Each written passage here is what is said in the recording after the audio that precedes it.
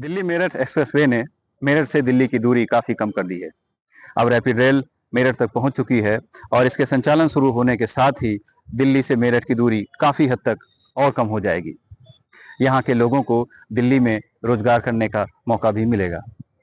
लेकिन विकास यहीं ख़त्म नहीं होता। मुद्दे मेरठ के और भी हैं। शिक्षा से जुड़े, उद्योग से जुड़े, व्यवसाय से जुड़े, व्यापार से जुड़े और स्वास्थ्य से जुड़े भी।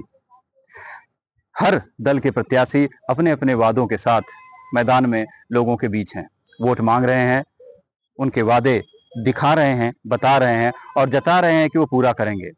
अब जनता उनके बारे में क्या सोचती है, क्या समझती है और वो किस ओर जाएगी, यह हम जनता से ही जानना चाहेंगे।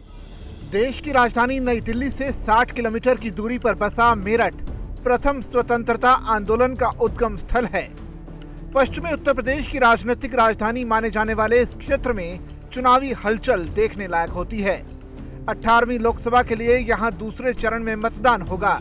पिछले चुनावों में कांग्रेस 7 बार, भाजपा 6 बार, जनता पार्टी 2 बार और बसपा व सोशलिस्ट पार्टी एक बार जीत हासिल कर चुकी है। इसमें 5 विधानसभा क्षेत्र हैं: किठौर, मेरठ कैंट, मेरठ, मेरठ दक्षिण और हापुड़। मिशन 2024 को लेकर इस लोकसभा क्षेत्र के राजनीतिक समीकरण का भी अपना ही महत्व है। यहाँ कुल करीब 20 लाख मतदाता हैं, जिनमें वैश्य, ब्राह्मण, ठाकुर, जाट, गुर्जर, मुस्लिम, अनुसूचित जाति और पंजाबी आदि शामिल हैं। यहाँ खेल उद्योग से लेकर MSME से जुड़े बहुतेरे उद्योग हैं, जिनकी जरूरत और मांगे भी बहुत सारी हैं। विकास भी हो रहा है, बस मेन है व्यापारी के लिए रोजगार नहीं है। व्यापारी को कहीं से कहीं तक कुछ भी नहीं है।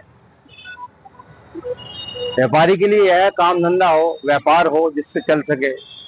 खर्चे तक नहीं निकल पाते, कहीं GST भरो, कोई अकाउंटेंट को भरो। तो मेन तो यही है, कारोबार चले। कारोबार नहीं है इस सरकार के अंदर। अब लोग हर व्यापारी कहता है वही सबके साथ है, होगा धीरे धीरे सही होगा, और कुल मिला के GST वगैरह से थोड़ी परेशानी तो है ही है। भैया सबसे बड़ी अहम बात तो ये है कि हमें गुंडागर्दी खत्म हो गई। ये जितने बदमाश थे सब गायब हो गए। अब रास्ते चैन से काम कर सकते हैं हम। असली मकसद यही है। इसके अलावा ऐसे कोई मुद्दे जिनको लगता है कि और ध्यान देने की जरूरत है, दिया जाना चाहिए? असली मुद्दा यही है। हम तो कारोबार लाइन से ना, रात को बदमाश परेशान करते थे, और वो गुंडागर्दी बदमाशी सब खत्म हो गई है। जातीय समीकरणों पर अगर नजर डाली जाए तो यहाँ कुल 19,87,000 मतदाता हैं, जिसमें 6 लाख मुस्लिम, 3.5 लाख अनुसूचित जाति, 2,40,000 वैश्य, 1,60,000 ब्राह्मण, 1,05,000 जाट, 96,000 गुर्जर, 62,000 ठाकुर, 60,000 पंजाबी और करीब 3,14,000 अन्य मतदाता शामिल हैं। मेरठ का खेल उद्योग विश्वव्यापी है। यहाँ हर तरह के खेलों से जुड़े उत्पाद बनाने वाली अंतर्राष्ट्रीय ख्याति प्राप्त कंपनियां हैं। क्रिकेट के बड़े सितारे भी मेरठ में आकर बल्ला अपनी जरूरत के हिसाब से परखते और खरीदते हैं। क्रिकेट हो या फिर एथलेटिक्स, जिस स्तर तक यहाँ के खिलाड़ी पहुँचे हैं, उस हिसाब से मेरठ में संसाधनों की काफी कमी है। जो भी प्रत्याशी विजय होगा, हमारी उनसे यही उम्मीद है कि वो हमारे खेल के जो विभिन्न मुद्दे हैं उनको पूरा करें। जैसे कि हमारे यहाँ अपनी एक 5 पूरे वर्ष के कार्यकाल में वो एक खेलो इंडिया की जैसी राष्ट्रीय स्तर की प्रतियोगिता कराएं, खेलों का अंतर्राष्ट्रीय स्तर का एक यहाँ माहौल तैयार करें, तथा जो लिमिटेड कंपनी है उसमें खिलाड़ियों को रोजगार अवसर प्रदान करने का भी कार्य करें।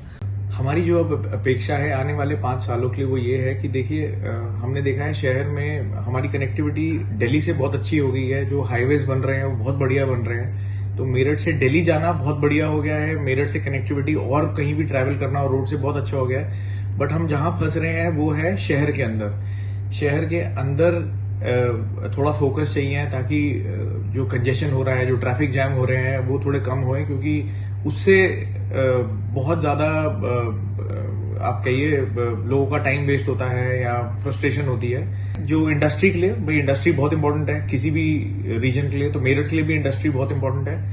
अगर इंडस्ट्री के लिए यहाँ देखा जाए तो इतना कोई ऐसा कोई जोन नहीं है जहाँ पे गवर्नमेंट की तरफ से आपको लैंड मिल जाए या कोई सब्सिडी मिल जाए। तो अगर वो चीज हो जाएगी तो उससे भी बड़ा हेल्प होएगा। उससे भी आप देखिए शहर की इकोनॉमी का, शहर में जो ग्रोथ आएगी या जिस वजह से जॉब्स क्रिएट होंगे, तो वो भी बड़ा इंपॉर्टेंट है। अगर वहां भी फोकस रहे, नए इलेक्टेड यहाँ से मेंबर ऑफ पार्लियामेंट आते हैं, अगर वो उस पर भी फोकस करें कि यहाँ पे आपका लॉ एंड ऑर्डर बेटर हो जाए, तो उससे भी इन्वेस्टमेंट में भी हेल्प होता है लोगों को। पहले लोग देखते थे मेरठ जोन सेफ नहीं माना जाता था, बट वो अब लोगों की थॉट प्रोसेस चेंज हो रही है। एंड इफ पॉसिबल जो आपका रैपिड रेल बन रही है, अगर वो जल्दी चालू हो जाए तो उससे भी डीकंजेशन बड़ी जल्दी हो जाएगा शहर का। तो हम ये भी चाहते हैं कि उसका भी टाइमलाइन मीट हो जाए।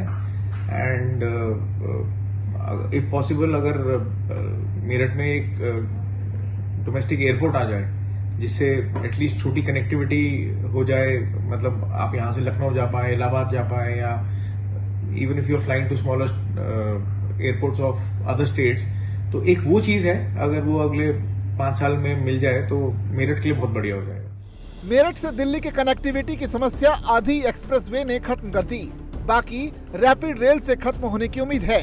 रैपिड रेल का निर्माण काफी तेज गति से चल रहा है और मेरठ दक्षिण तक रैपिड दौड़ने लगी है। रैपिड का आरामदायक सफर, सामान्य और प्रीमियम कोच की सुविधाएं लोगों को आकर्षित कर रही हैं। जून 2025 में मोदीपुरम तक का सफर शुरू करने का भी लक्ष्य रखा गया है। 2019 के लोकसभा चुनाव से ठीक पहले रैपिड रेल का निर्माण कार्य शुरू हुआ था। अब 2024 का लोकसभा चुनाव है और रैपिड रेल नमो भारत बनकर रफ्तार भी भरने लगी। इसी रफ्तार पर भाजपा प्रत्याशी अरुण गोविल चुनाव लड़ रहे हैं। उनके खिलाफ सपा की सुनीता वर्मा, जो एक बार पहले भी मेयर रह चुकी हैं, लोगों से अपने काम का हवाला देकर वोट मांग रही है। तीसरे मोर्चे पर खड़े बसपा के देवव्रत त्यागी लोगों से नए चेहरे को मौका देने की अपील कर रहे हैं। अब देखना यह है कि मेरठ की ओर जाती इस रैपिड रेल में वापस दिल्ली तक का सफर कौन तय करता है। मेरठ से प्रदीप द्विवेदी के साथ अमित तिवारी, जागरण टीवी।